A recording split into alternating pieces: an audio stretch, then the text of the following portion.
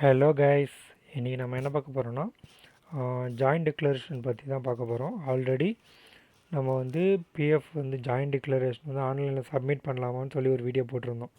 ஓகேங்களா? அப்படி சப்மிட் பண்ணும்போது என்ன ஆகுதுன்னா நிறைய எரர். சம்டைம்ஸ் வந்து பார்த்திங்கன்னா சர்வீஸ் அன்அவைலபிள் வருது. சம்டைம்ஸ் வந்து பார்த்திங்கன்னா நம்ம அட்டாச்மெண்ட் வந்து நம்ம அப்லோட் பண்ணுறோம், பட் ப்ராப்பராக வந்து அதை சப்மிட் பண்ண முடியலை. நிறைய இஷ்யூஸ் இருந்தது. இப்போ பார்த்தீங்கன்னா பிஎஃப் சைட்லேருந்து ஒரு அப்டேட் வந்திருக்கு. என்னென்னா, ஃபஸ்ட்டு நம்மளே வந்து சப்மிட் பண்ணோம். இப்போ வந்து பார்த்திங்கன்னா நம்ம வந்து என்ன கரெக்ஷன் பண்ணுறோமோ அதுக்கு சப்போர்ட்டிங் டாக்குமெண்ட் கரெக்டாக இருக்கணும்.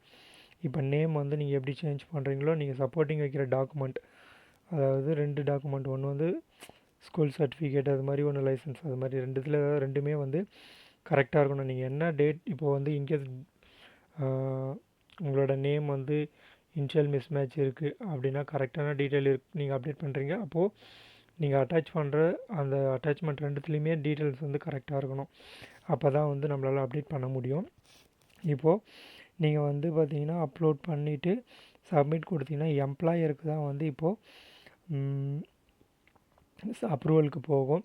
ஸோ அவங்களுக்கு அப்ரூவல் போனதுக்கப்புறம் நீங்கள் வந்து எம்ப்ளாயிக்கிட்ட இன்டிமேட் பண்ணணும். அப்படி பண்ணிங்கன்னா உங்களுக்கு வந்து அவங்க அப்ரூவ் பண்ணி கொடுப்பாங்க. இதில் என்னென்னா என்ன ஒரு பெனிஃபிட்னால், ஃபஸ்ட்டு வந்து நம்ம ஆஃப்லைனில் வந்து எம்ப்ளாயர்கிட்ட அட்டஸ்டேஜ் வாங்கி சீல் அண்ட் சிக்னேச்சர் போட்டு நம்ம வந்து பிஎஃப் ஆஃபீஸில் கொடுப்போம்.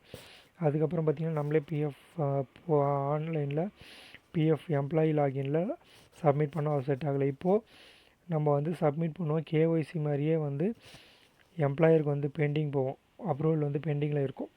ஓகேங்களா? ஆனால் என்னென்னா நார்மல் கேஒய்சி பெண்டிங், அப்ரூவல் பெண்டிங்கில் இருக்கும் பார்த்திங்களா, அதில் மாதிரி இப்போ இருக்காது.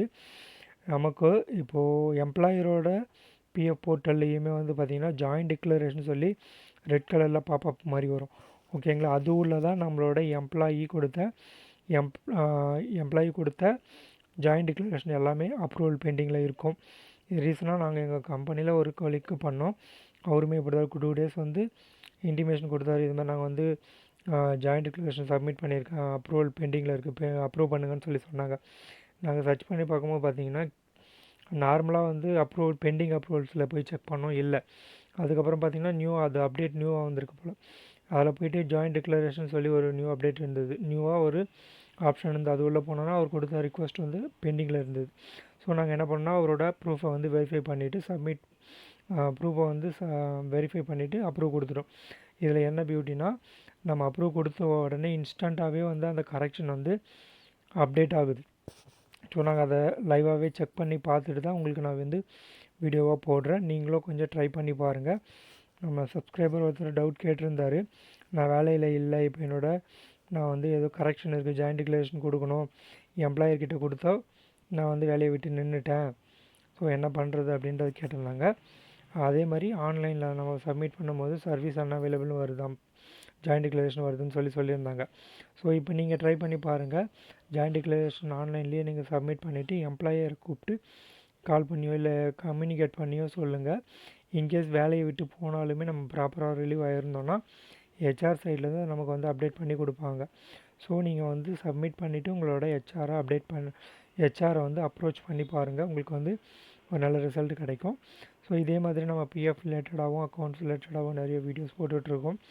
நிறைய பேர் சப்போர்ட் பண்ணுறீங்க, எல்லாருக்குமே தேங்க்ஸ். சப்போர்ட் பண்ணாமல் இக்னோர் பண்ணுறவங்களுக்கும் இல்லை வந்து பேட் கமெண்ட் பண்ணுறவங்கள பற்றியும் கவலை இல்லை. ஏன்னா நம்ம வேலை நம்ம என்ன பார்த்துட்டு போயிட்டே இருக்கணும். ஸோ இது மாதிரி நமக்கு லேட்டஸ்ட் அப்டேட் இல்லை அக்கௌண்ட்ஸ் ரிலேட்டடான நாலேஜ் ஏதாச்சும் நாலேஜ் ஷேரிங் தான் இது. ஸோ இதெல்லாம் வந்து உங்களுக்கு தெரிஞ்சுக்கணும். அக்கௌண்ட்ஸ் ரிலேட்டடாக ஏதாச்சும் அப்டேட்ஸ் வந்துச்சுனாலும் இல்லை பிஎஃப் ரிலேட்டடாக ஏதாவது அப்டேட் வந்துச்சுனாலும் உங்களுக்கு தெரிஞ்சுக்கணும். இல்லை ஜூனியர் லெவலில் நீங்கள் அக்கௌண்ட்ஸில் என்ட்ரு ஆகும்போது நிறைய டவுட்ஸ் வரும். ஸோ அதெல்லாமே நீங்கள் வந்து கமெண்ட்டில் கொடுக்கலாம். எனக்கு தெரிஞ்சதை நான் உங்களுக்கு வந்து எக்ஸ்பிளைன் பண்ணுறேன்.